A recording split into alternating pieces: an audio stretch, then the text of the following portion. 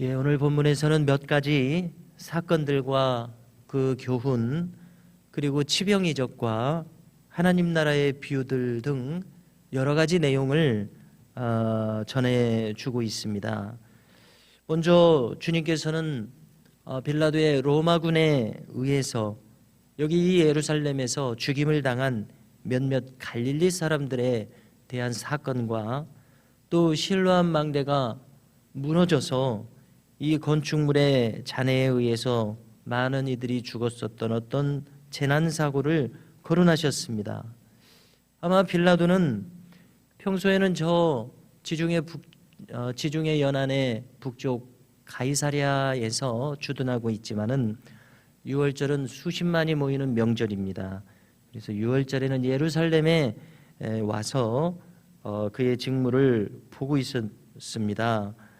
자, 그런데 아마 유대의 독립을 꾀하는 일종의 이 일부의 갈릴리 사람들에 대해서 늘 첩보로 주목하다가 그들도 6월절 명절을 기회로 예루살렘에 왔을 때에 6월절 제물을 사람들이 각각 자기의 제물을 바치게 되는데 바치는 그 시간에 그들을 공격해서 살해할 뿐만이 아니라 그들의 피를 제물과 섞어버리는 이러한 참상을 일으키는 일이 있었습니다.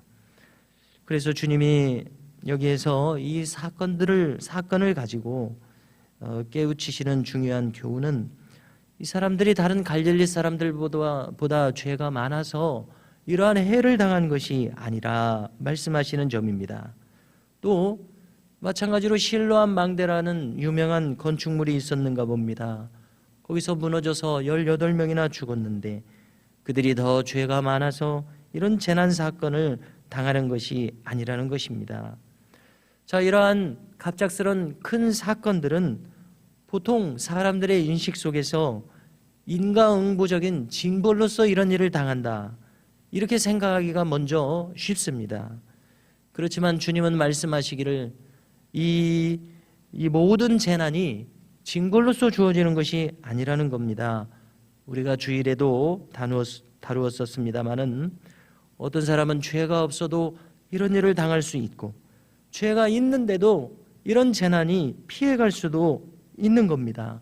이것은 하나님의 주권적인 역사에 속한다고 봐야 되겠지요. 주님의 말씀에 중요한 것은 이러한 재난을 통해서 마음이 놀랄 수밖에 없는데 그것을 자신의 회개의 기회로 삼아야 한다는 교훈입니다. 아직 심판이 유예되어 있는 동안에, 아직 심판이 하나님의 은혜로 지체되어 있는 동안에 이러한 재난을 회개할 기회로 주시는 시간임을 깨달아야 한다는 것입니다. 그래서 주님은 만일 회개하지 아니하면 너희도 이와 같이 망한다, 이런 교훈을 주셨습니다. 그러므로 우리에게도 마찬가지일 것입니다. 이러한 큰 재난과 사건, 사고가 일어나는 것을 보면서 우리 자신을 돌아보며 회개하는 기회로 삼는 일이 참 필요하겠습니다. 이어서 주님께서는 회개가 얼마나 중요한가에 대해서 한 가지 비유를 더해서 계속 말씀을 이어가셨습니다. 어떤 사람이 포도원에 무화과나무를 심었습니다. 주인이 와서 3년 동안이나 그 무화과나무의 열매를 구했습니다만은 열매가 열리지 않는 겁니다. 주인은 이 무화과나무가 전혀 쓸모없다고 생각해서 포도원지기에게 명하여 찍어버리라고 했습니다. 땅만 낭비한다고 했습니다. 이에 포도원지기가 말합니다. 주인이여, 금년에도 그대로 두소서. 제가 두릅하고 거름을 줄이니 이후에 열매를 맺으면 얼마나 좋은 일입니까? 만일 열매가 없게 된다면 그때 가서야 찍으소서 합니다. 자, 이것이 비유인데요. 한 해만 더 기회를 달라는 것은 한 해만 더 회개할 기회를 달라는 것과 같은 것 아니겠습니까? 그러므로 우리가 아직 생명을 가지고 이 일생을 살아가는 동안은 우리를 돌아볼 기회를 충분히 주시는 것을 깨달아야 하겠습니다. 그래서 우리가 주님 앞에 서는 그날까지 우리 자신을 거룩한 성령의 정결케 하시는 은총 가운데 우리의 삶이 이제 맞춰지도록 이렇게 해야 할 것입니다. 또 한 치유 기적을 행하시는 것과 관련된 교훈입니다. 어떤 여자가 18회 동안이나 귀신에 들렸습니다. 앓습니다. 구부러져서 몸도 펴지 못하는 이러한 여자가 있었습니다. 이때 안식일에 주님께서 이 여인을 안수하며 고쳐주셨습니다. 놀랍게도 고침받은 이 여인이 하나님께 영광을 돌리며 이것은 감사를 표현한 것 아닙니까? 자, 그런데 이곳의 회당장이 부정적인 반응을 보입니다. 아니, 왜 안식일에 고치냐는 것입니다. 다 아시는 것처럼 유대인들은 당시에 바리새인들 얼마나 철저한 율법주의식 신앙이었습니까? 그러니까 안식일에 이런 일을 해서는 안 된다는 겁니다. 분을 낼 정도였습니다. 자, 안식일의 의미는 우리가 어렵지 않게 이미 알고 있습니다. 말 그대로 안식의 의미요, 리크리에이션, 재창조, 회복의 의미가 있음을 알 수 있습니다. 병든 사람을 회복시키는 것이 안식일에 왜 비난받을 일이겠습니까? 근본적으로 생각해도, 상식적으로 생각해도 말입니다. 생명을 살리는 일이 비난받아서는 아니 되겠습니다마는 저 회당장은 율법 지상주의자였습니다. 그들의 율법이 참으로 율법주의가 이해되지 않는 것은 생명을 살리는 일까지도 그들은 서슴없이 비난했었다는 점입니다. 참 이해하기 어려운 점인데요, 주님께서는 당장 이 사람을 향해서 외식하는 자라고 하시면서 한 예를 들어서 설명하십니다.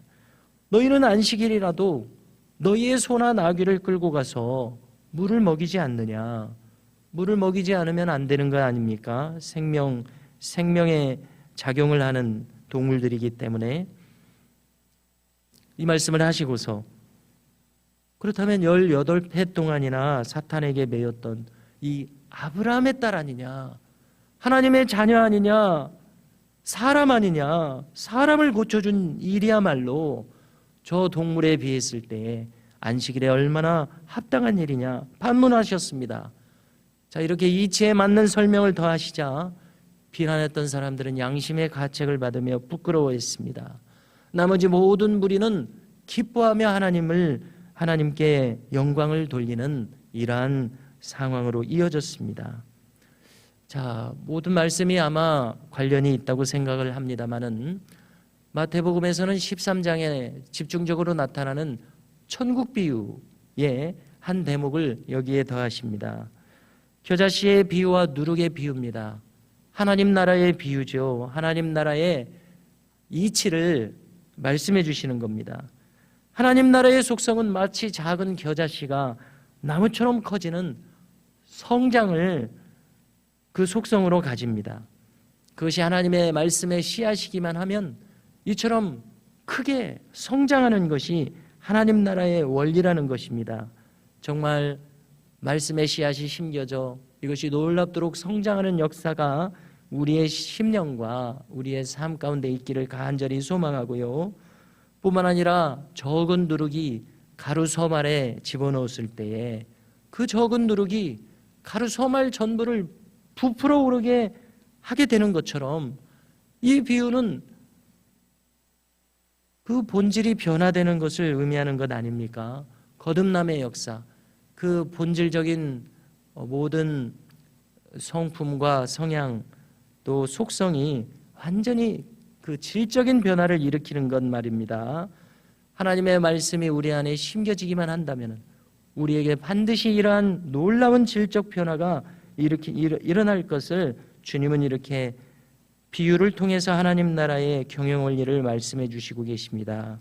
성도 여러분, 우리도 이 주님의 말씀 그대로 우리의 삶에 놀라운 말씀의 역사의 성장과 또 깊은 질적 변화가 주님 뵙는 그날까지 계속해서 이어지기를 주님의 이름으로 축복하며 소망합니다.